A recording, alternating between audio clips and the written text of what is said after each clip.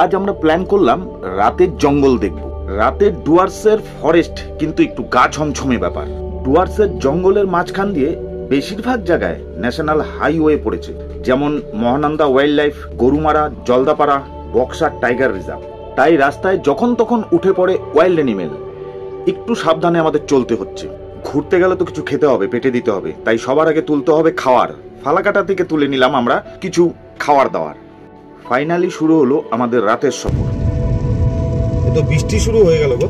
হ্যাঁ, ফরেস্টের দিক দিয়ে যাচ্ছি, কিছু দেখা যাবে কিনা কে জানে। দেখা যাক। আর সবচেয়ে বড় ব্যাপার, উঠে পড়ে তো আচানক বৃষ্টির মধ্যে, তখনই তো মুশকিল। হ্যাঁ চলো দেখি। শোনো না, একটু দাঁড়াই, বুঝলা? ঠিক আছে চলো। কারণ হচ্ছে এতটা বৃষ্টি হচ্ছে, জঙ্গলের মধ্যে ঢুকে গেছি প্রায়। একটা সাইডে দাঁড়াই, দেখাও যাচ্ছে না ঠিকঠাক। হ্যাঁ গো, প্রচন্ড বৃষ্টি হচ্ছে। বাইরে ঝড়ও হচ্ছে গো।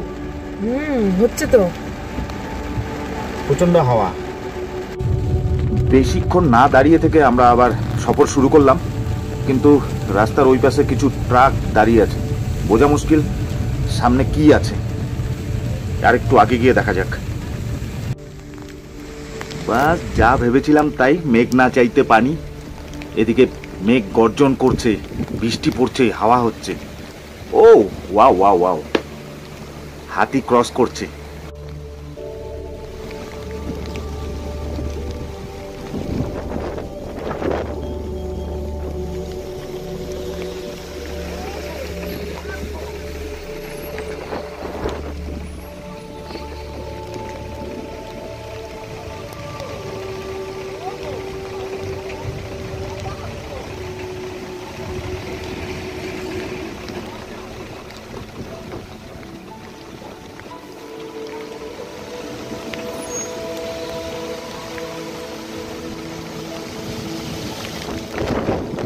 ছোট বাঘের বাচ্চা দৌড়াচ্ছে। এই দেখো বাঘের বাচ্চাটা, ছোটটা বসে আছে না? গাড়ির থেকে নামা যাবে না কিন্তু, একদম ছোট। তার মানে এখানে ওর মা আছে মনে হয়। পাক্কা ক্রস হতে পারে এটা।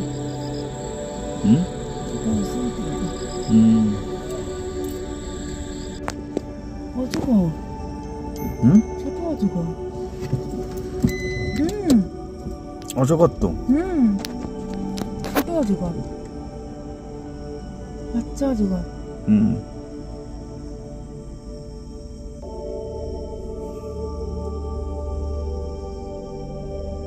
অজগর, অজগর সাপ একদম, বাচ্চা অজগর।